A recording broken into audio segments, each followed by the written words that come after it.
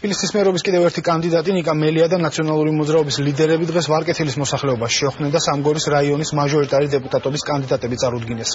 ნიკა მელიამ მოსახლეობასთან შეხვედრისას უკვე დაგეგმილ და განსახორციელებელ პროექტებზე ისაუბრა, მათ შორის მუნიციპალური ტრანსპორტით მგზავრობის გაიაფების შესახებაც.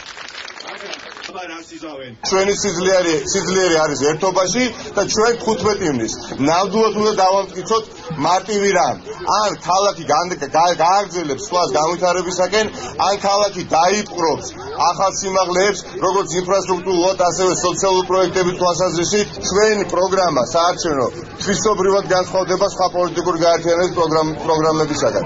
ჩვენი გამარჯვების შემთხვევაში თქვენ იცით, რომ მთელი რიგი პროგრამები კიდევ უფრო გაფართოვდება, რაც დღეს ქალაქში მოქმედებს. პოლიტიკაში თავარი არის რწმენა.